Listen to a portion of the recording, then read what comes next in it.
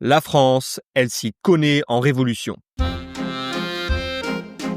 Et une fois de plus, les Français commencent à remettre en question leur système politique.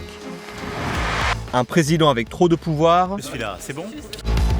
un parlement qui n'avance plus, voilà deux raisons qui expliquent pourquoi de plus en plus de gens veulent tout changer. Peuple souverain, aucun monarque, aucune loi, autre que celle qui vient d'en bas du peuple. Même la démocratie commence à faire douter certains.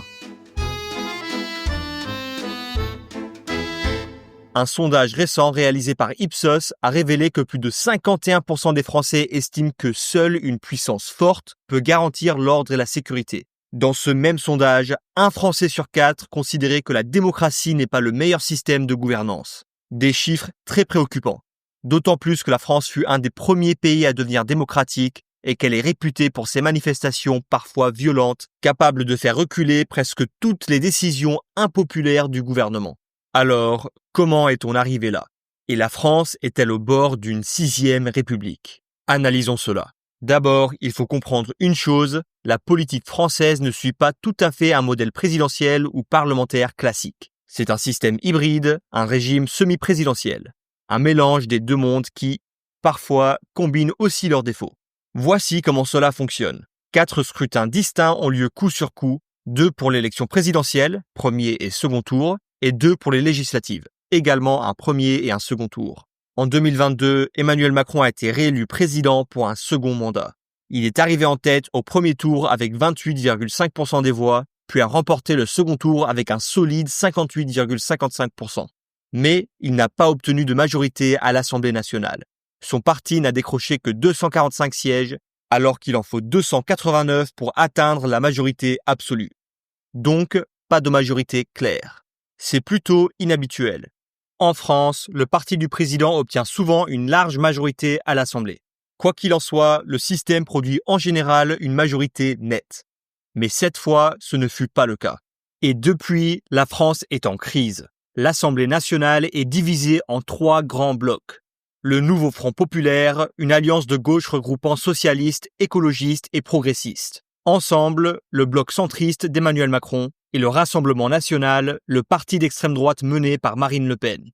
Or, la France est connue pour être particulièrement mauvaise quand il s'agit de former des coalitions de gouvernement. Et ces 3 grands camps se livrent à une bataille permanente depuis les élections.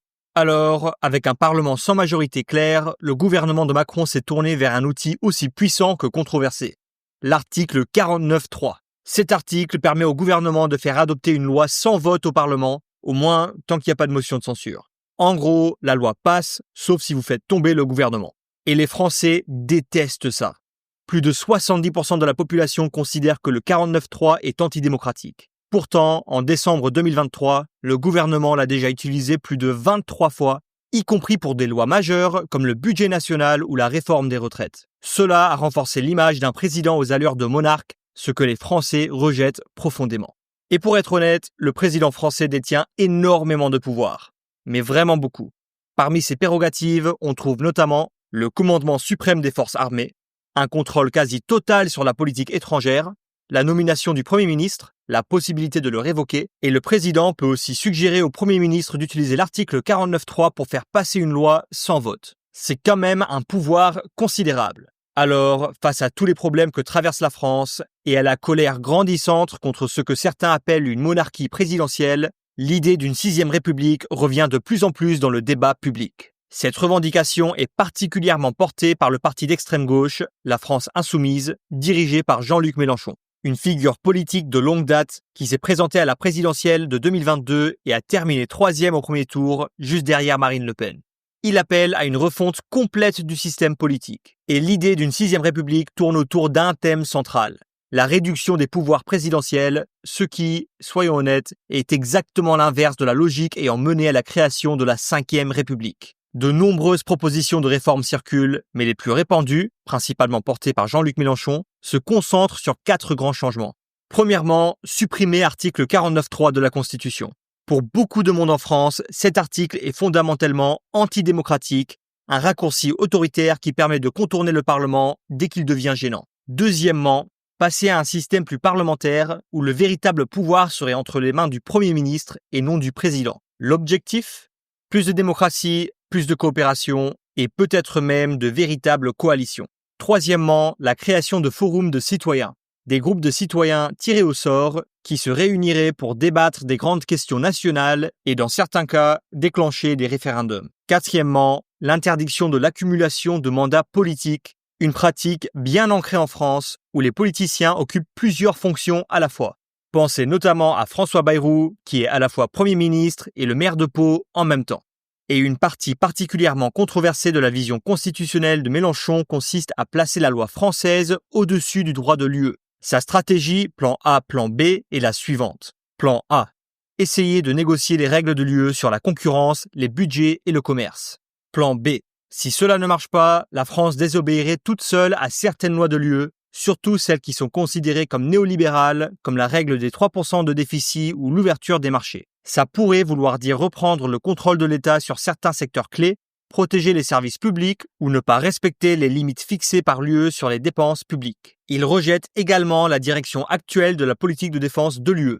Mélenchon s'oppose à la militarisation de l'UE sous l'influence de l'OTAN ou les États-Unis et plaide pour une défense française non alignée, indépendante de l'agenda transatlantique. Maintenant, la partie intéressante. Est-ce que tout cela est vraiment possible ? Voyons le seul véritable scénario envisageable. Étape 1. La France insoumise doit remporter la prochaine élection présidentielle en 2027. Aucun autre grand parti politique majeur ne soutient l'idée d'une 6e République, donc si Mélenchon ne gagne pas, le projet tombe à l'eau. Étape 2. Une fois au pouvoir, Mélenchon propose quelque chose d'audacieux. Un processus constituant citoyen inspiré de la tentative islandaise en 2011. Des citoyens ordinaires, pas seulement des politiciens, seraient tirés au sort ou élus pour rédiger une toute nouvelle constitution, à travers des débats publics et une large consultation. Étape 3. Une fois la nouvelle constitution prête, elle serait soumise à un référendum national. Si le peuple vote oui, elle entre en vigueur. Et pouf, la 6e République. Mais est-ce vraiment aussi simple ? Et pourquoi tout cela est-il si controversé ? Eh bien, parce que ce n'est pas légal. La procédure normale pour amender la Constitution française est définie par l'article 89. Il faut d'abord que l'Assemblée nationale et le Sénat approuvent le changement.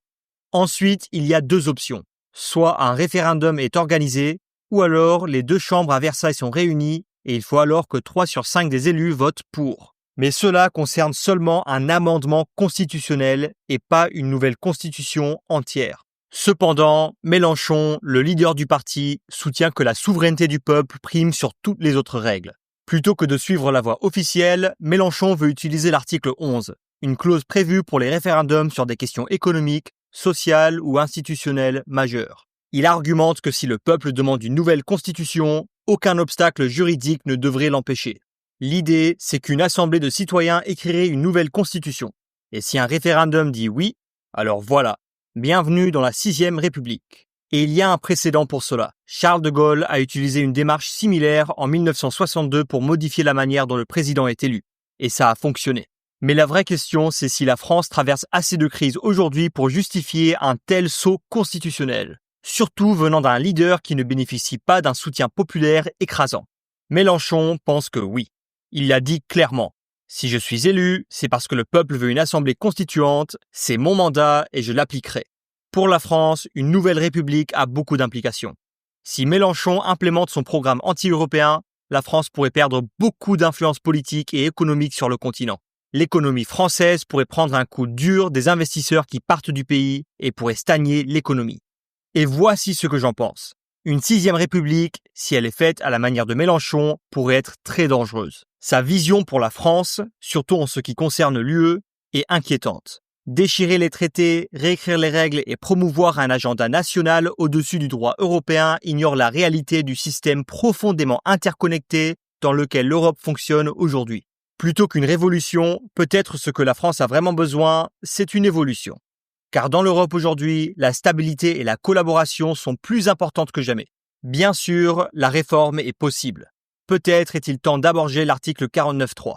Peut-être faut-il repenser le pouvoir du président de nommer le Premier ministre. Mais ces changements peuvent se faire dans le cadre démocratique et légal de la 5e République. La France n'a pas besoin de détruire ses institutions pour les réformer. Et soyons honnêtes, une France instable est la dernière chose dont l'UE ait besoin en ce moment. Et d'ailleurs, une France instable, ça impacterait pas que la France et l'Europe, ça impacterait le monde entier. Merci beaucoup d'avoir regardé cette vidéo. Si vous êtes curieux de savoir à quoi pourrait ressembler une Union européenne à plusieurs vitesses, alors regardez cette vidéo ici où nous expliquons tout en détail. N'oubliez pas de laisser un like et de vous abonner pour plus de contenu. À la prochaine!